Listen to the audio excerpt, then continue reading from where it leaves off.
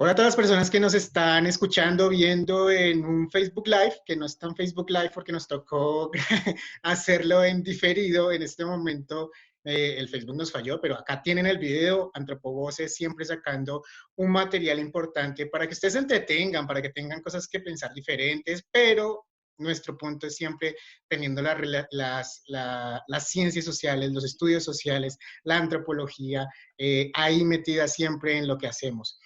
Para eso, hoy tenemos un programa bien interesante, bien chévere, lo hemos pensado bastante desde hace mucho tiempo. Si ustedes han visto nuestras redes sociales, que nos tienen que estar viendo en redes sociales, Instagram, Facebook o Twitter, ahí estamos siempre mostrando qué vamos a hablar en los días siguientes. Y si ustedes han visto esas redes sociales, ya saben de qué vamos a hablar. Y vamos a hablar sobre la relación de series, películas, algunos de esos materiales muy hollywoodenses, muchos de ellos, para relacionarlos con debates de ciencias sociales y antropología. A mí eso me fascina porque a veces uno ve series, ve películas y uno siempre está pensando muy ñoñamente a ciertas cosas que ve en la universidad, que está estudiando o que estudió. Entonces, ahí, eso es chévere. Esto creo que también sirve mucho para los profesores que dictamos ciencias sociales, porque es material audiovisual para enriquecer las clases, para darle a los estudiantes en el día a día. Para eso, no estoy yo solo, estoy con tres de las estudiantes del semillero que me acompañan acá y está Tatiana. ¿Cómo está Tatiana? Hola Diego, hola a todos los que nos ven y nos oyen. Feliz de por fin salir de esa lógica tan académica y hablar sobre series y películas Eso, desde la alegría, antropología y las ciencias sociales. alegría, bien. Laura, ¿cómo está? Bien, hola Diego, hola Juan, hola Tatiana y a todas las personas, un saludo especial que nos están viendo y escuchando y feliz de estar en esta nueva plataforma. Chévere, chévere. Y Valentina, nuestra productora estrella, ¿cómo está Valentina? Hola, Diego, Tatiana, Laura y a todas las personas que vayan a ver este video en un futuro cercano.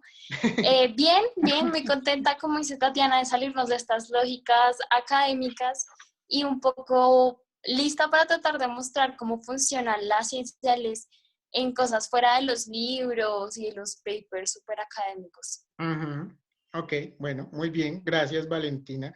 Ya los contextualicé. Queremos hablar sobre series, películas, toda esta cultura pop que muchas veces nos permea todos los días, más en esta época que estamos viendo televisión a toda hora o estando en el computador viendo YouTube o cosas así.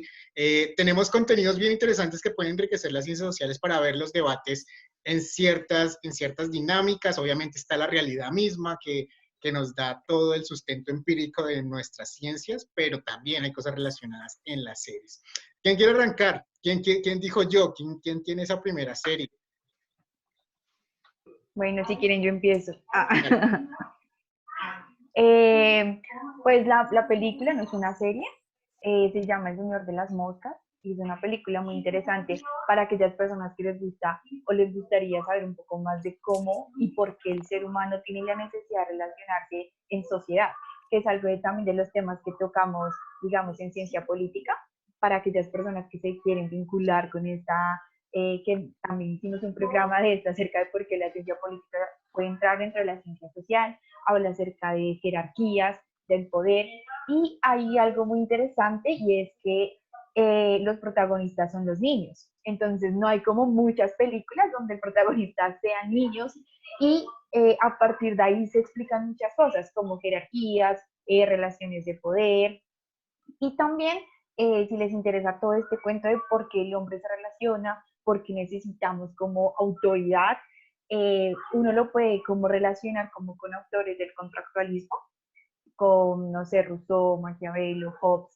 Entonces es una película que tiene mucha concentración, tanto en ciencia social como en ciencia política. Y pues por eso me gustó, como que a partir de una película uno pueda entender un montón de cosas académicas y pues relacionarlas entre algo que es muy lindo para mí y es como tener a los niños de protagonistas, que no es algo que se vea como muy seguido.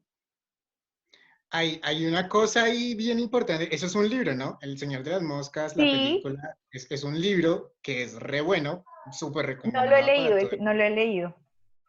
Pero es re bueno. no he visto, yo no he visto la película, he leído el libro, Sí, pero pues es muy bueno, chévere que usted lo traiga a colación porque sí se muestran esas relaciones de poder mm, y que incluso uno podría ver que son en cierta forma innatas, porque ahí son exacto. niños que en cierta forma no tienen tantas impurezas, por Y decirlo así. tantas influencias. No, exactamente, no son tan corruptos, sino que son niños, y son niños que también, incluso, les hago un spoiler del libro de la película, o Sí, Porfa. hazlo.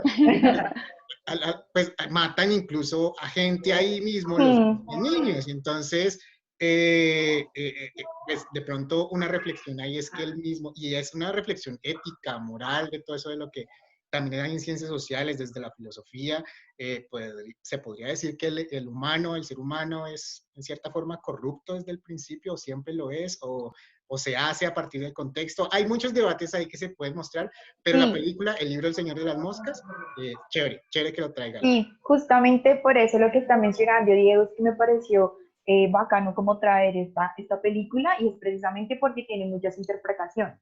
Pero a partir de esas múltiples interpretaciones uno puede entender, digamos, diferentes formas de gobierno, diferentes formas de cómo los grupos se separan, de por qué, y lo que usted estaba diciendo, como realmente es algo innato o es algo que por el simple hecho de estar en sociedad nos debemos o debemos hacer ciertas cosas que no es algo muy moral o no es ético. Bien, bien, ¿ustedes se vieron Eso, monos? Perdón, no, Diego. ¿Se vieron monos? Perdón, Tatiana, espérame. Eh, tranquilo. ¿Se vieron monos? uy, La película colombiana que salió el año pasado. creo que sí, pero como que empecé y no me gustó y la quité. Monos, Monos es una gran referencia al Señor de las Moscas. No sé, en las que la vieron ¿Sí? esa película, es una gran referencia al Señor de las Moscas. Incluso sale la cabeza del cerdo ahí con las moscas, que es una gran referencia de ese libro. Sí. Y Entonces, que Monos en la ahí. película en la que traje hoy también está como la imagen de lo que Ajá. usted acaba de decir. En Los Simpsons también, ahora que lo recuerdo. Pero bueno, bien. Listo, Laura, ¿le parece si usted tiene varios ejemplos? Pasemos para otro ejemplo Sí, que nos trae Tatiana desde la ciencia política.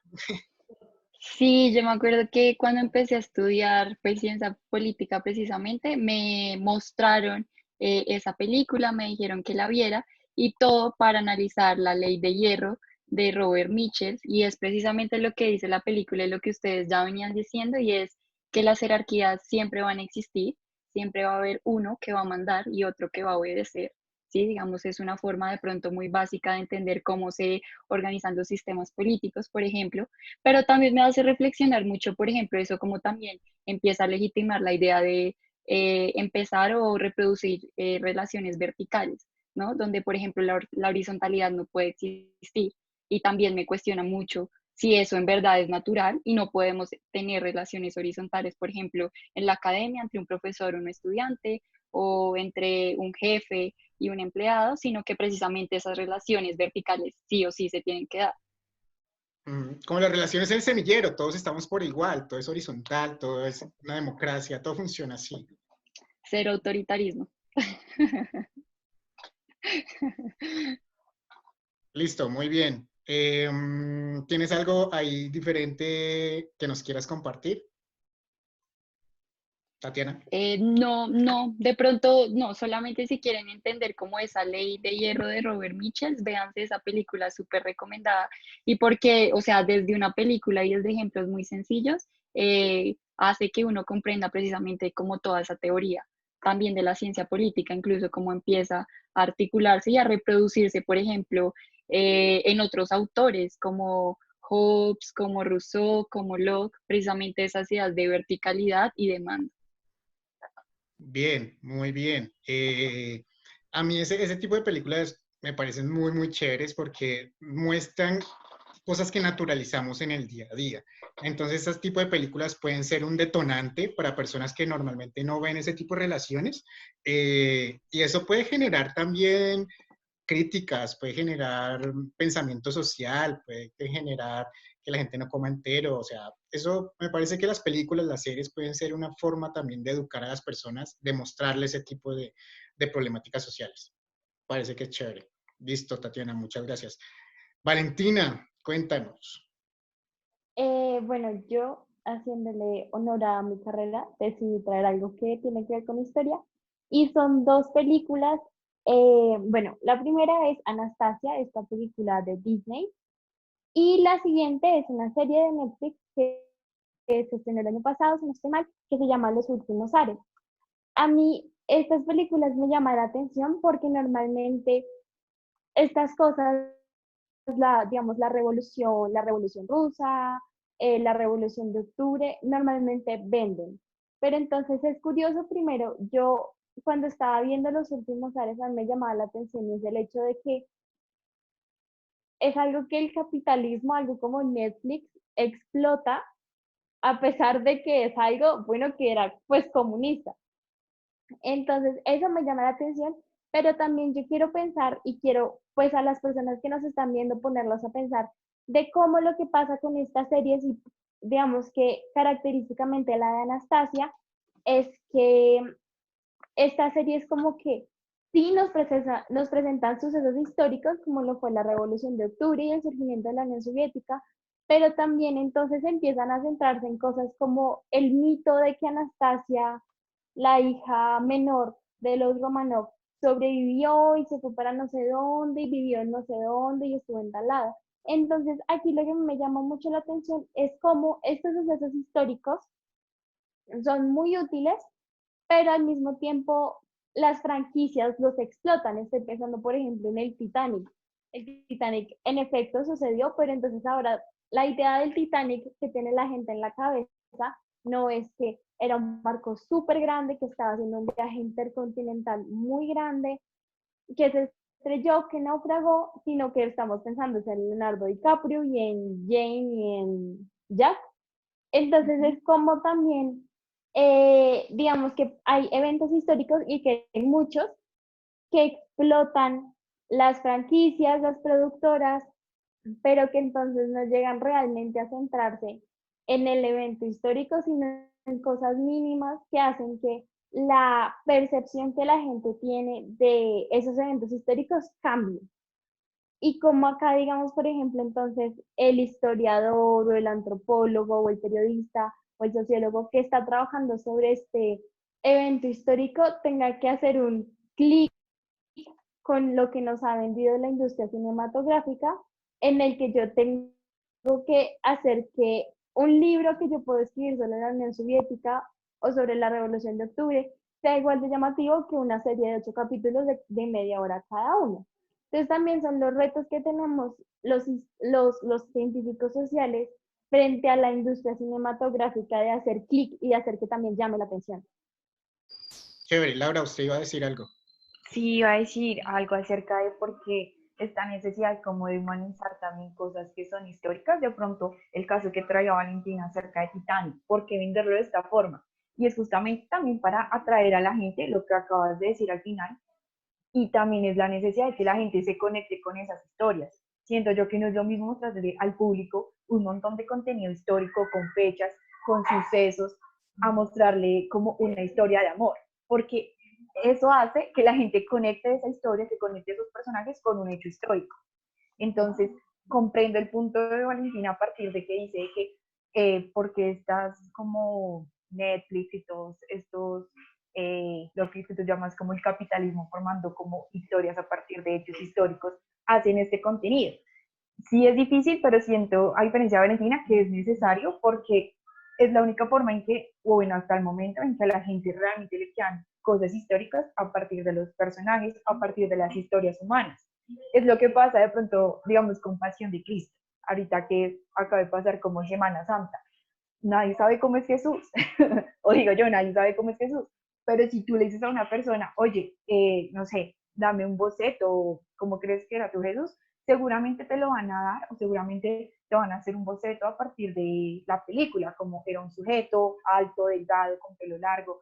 Entonces siento que también una estrategia que ha hecho también como la investigación social de pronto, o la historia, o también todas estas personas que están detrás de las películas, es unir y es poder captar que las personas se unan a partir de estos hechos históricos a través de personajes, que es como icónico. Digamos, uno menciona a Titanic y créeme que van a decir, ay, sí, pobre Jack, se murió, o cosas así. Entonces, sí es como una necesidad y sería chévere tener como, o sería chévere hablar también de qué formas un investigador social puede llegar a las personas sin necesidad de plantearle como una historia donde necesariamente tiene que haber un amor o una historia de amor, que eso también como que cansa.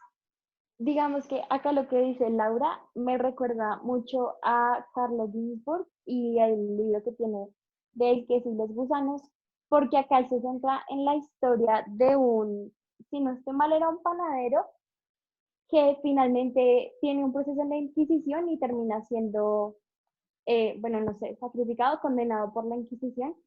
Y es eso, finalmente, eso se llama microhistoria y lo que los historiadores están haciendo es eso, humanizar, como decía Laura, los eventos históricos. Entonces, yo como presento la Inquisición por medio de algo que no sea hogueras y persecución a mujeres que supuestamente hacían brujerías, bueno, por medio de una persona en particular a la que tengo acceso por medio de documentos históricos y puedo como un poquito aterrizar esos procesos que parecen muy, digamos que salidos de cualquier concepción moderna, entre comillas. Entonces sí, lo que Laura dice me parece muy válido y es que es como aterrizar y humanizar procesos históricos que son importantes y que así uno logra llegar a más gente, a incluso gente, digamos, que no les guste la historia. Creo que ustedes le pegan un punto bien, bien importante, porque yo sí he escuchado a mucha gente, por ejemplo, que detesta ese tipo de documentales como el de los ARCs en Netflix, precisamente por eso, porque se centran en ciertas cosas y, Ujú. no sé, es como banalizar esa historia a través de una historia o a través de Anastasia o a través de ciertos puntos que de pronto pueden ser un poco más, no sé, comerciales, que atraen más a la gente, pero me parece que eso es algo chévere, porque eso es el gancho que tiene una historia para atrapar a las personas. Y estando en esta época en donde hay un montón de contenido y todo el mundo está muy despelotado viendo cosas y no pone atención en ciertas cosas importantes, por ejemplo, eso es una forma de enganchar a la gente. A mí me parece que es muy chévere. Esa de los SARS, yo la vi, a mí me quedó gustando un montón. Eso tiene un nombre, eso es como serie documentales, creo que se llaman, Sí, porque es un poquito porque de tiene documental. actuación, exacto, tiene actuación y al mismo tiempo tiene expertos que van como guiando un poquito la historia. Exacto. A mí me gustó, la verdad me gustó, muy, muy Netflix, muy hollywoodense, pero chévere. Listo, bien. Yo tengo una última recomendación. Tenía dos, pero puedo dejarlo en una. Tengo Frontera Verde. ¿Se vieron Frontera Verde? Está en Esta Netflix. es de Netflix, ¿cierto? Sí, esa Sí. es de Netflix. No, no me la he visto. No se la vio, Laura. No. Tiene que verla para las personas que les guste todo el ambiente, de pronto en cuanto a lo que son las poblaciones indígenas en especial que si les gusta esta tendencia del chamanismo, las cosas espirituales, de pronto los tipos de sanación que va más allá de lo que nosotros conocemos como la biomedicina. Tenemos Frontera Verde se estrenó el año pasado. Esta serie es dirigida por Ciro Guerra, el Ujú. colombiano que fue nominado a los Oscar hace algunos años, no recuerdo cuántos, pero Ciro Guerra se jala esta serie, es bastante buena porque saca muchos prejuicios de lo que se cree que es el indígena. Es buena porque muestra eso, o sea que es buena para mostrar que eso no es lo indígena, que lo indígena muchas veces es mal interpretado desde nuestro punto de vista y hay unas lógicas muy, muy fuertes, unas lógicas que incluso nosotros no alcanzamos a reconocer dentro de lo que es la población indígena, dentro de lo que eso es como su cosmogonía, su forma de pensar, el cuerpo, su relación con la naturaleza, su relación con el medio ambiente. Creo que es una película, no, una serie que le da mucho a las personas que la vean para poder rescatar todos esos debates sobre lo que es la comunidad indígena, sobre estereotipos, sobre lo que es, lo que no es, y a un nivel global también. Laura, usted alzó la mano. Sí, tenía una pregunta, Diego. En esa serie, pues es común ver que cuando se trata de temas indígenas siempre hay un investigador social. Entonces, mi punto era, y la pregunta que le quiero hacer es, ¿hay un investigador social dentro de esa serie? Porque siempre que se cuenta la historia de un indígena, necesariamente tiene que estar un personaje al lado que viene a buscar de qué hablan estas personas, qué ritos tienen, y enmarcarla, pues, no en términos del indígena, sino en términos de lo que cree que es indígena el investigador social. Excelente pregunta, Laura, porque me acaba de corchar, la verdad. No sé si para la producción de la película o de la serie estuvieron asesorados. Yo creería que sí. Ciro Guerra, si ustedes ven los productos audiovisuales de él, son muy pulidos, son muy a darle la palabra a las personas desde abajo. O sea, me parece que yo creería que sí. Si no tuvieron un experto, digamos que un científico social, por lo menos si tuvieron personas que viven en la selva, personas que viven al lado del río. O sea, todo eso sí es muy, muy fidedigno y eso conociendo el trabajo de Ciro Guerra, seguramente sí lo hizo. Valentina. Yo estoy pensando un poco en otra película que aborda, digamos que los indígenas del Amazonas y es El abrazo de la serpiente. Pero Ujú. entonces, por ejemplo, eso que decía Laura hace un momento, por eso me acordé, y es que, pues esta película, claro, muestra la vida de los indígenas, pero gira en torno a que están buscando un explorador europeo. Entonces, también es eso, y es que hay dos formas de mostrar a los indígenas, ¿no? Es como la vida de un indígena en su comunidad, como lo hace Frontera Verde, y la otra es como un poquito que está mediada por otra historia, que sí, que se desarrolla en la selva, pero entonces, por ejemplo, el abrazo de la serpiente muestra lo que sucedió con la extracción de caucho en el Putumayo a principios del siglo XX, y entonces también entonces nos muestra como la evangelización y este tipo de cosas. Entonces creo que ahí es como un contraste un poquito en lo que nos puede mostrar una historia y lo que nos puede mostrar otra. Y como también la visión del director, del guionista, como que influye en lo que se le presenta al público. Cierto, de hecho, pues la película también es de Ciro Guerra, ya te doy la palabra, Tatiana, y lo que iba a hablar ahí es que en la que yo recomendé, Frontera Verde, ya especula un poco ya más en la imaginación, más un poco más a ser comercial, y por ejemplo, le meten nazis, o sea que eso Ujú. ya es algo un poco más raro, que se encaja a lo que es el contexto de la selva y toda esa cosa, pero pues es algo también, y también uno alcanza a tener la idea de los zombies dentro de lo que es Frontera Verde, o sea que es una cosa bien, bien, bien loca, una mezcla de cosas. Tatiana. Ese tema que hablaba Valentina de la evangelización y Diego también del tema de los nazis, me hace pensar mucho cuando en Frontera Verde precisamente esos alemanes trataban, por ejemplo, de convertir a varios indígenas, me acuerdo Uche, que era una indígena, como tratar de civilizarla, ¿no? Que estaba en un estado que no era el correcto y que debía, digamos, llegar a un estado mucho más evolucionado, porque por supuesto desde los ojos occidentales ser indígena no estaba como bien, no era civilizatorio, era una salvaje. Entonces me hace pensar mucho también en esa escuela de antropología evolucionista y cómo se fundó también la antropología, ¿no? Desde una visión también muy colonial. Totalmente de acuerdo, totalmente de acuerdo. Hay debates bien fundacionales de lo que es la antropología, que ya no es lo que era antes, ya somos más chéveres, no somos tan activos en esa forma, pero sí, también está. Listo, se nos va acabando el tiempo. Sé que algunas tienen de pronto unas, dos series más. Digan el título y ya, y salimos. Laura, usted tiene un par de Listo. títulos más. Bueno, yo no Eh, dije la mía. bueno, les recomiendo Christine para aquellas personas que estén interesadas en saber cómo era el periodismo en la época de los 70. Tiene un final bien interesante y es un film eh, que trata como de reportería, investigación y es muy interesante, la verdad. Me quedé impactada con el final. Y el segundo, acá lo tengo anotada, es La Primera Noche. Fue una película del 2003 y es acerca del conflicto armado en Colombia. Bueno, muy bien, Y es Tatiana, colombiana. y es colombiana. Tatiana, usted nos está debiendo cosas. Sí, pero bueno, me toca decirlo rápido porque se nos va a acabar el tiempo. La serie que yo les quería recomendar es Sabrina.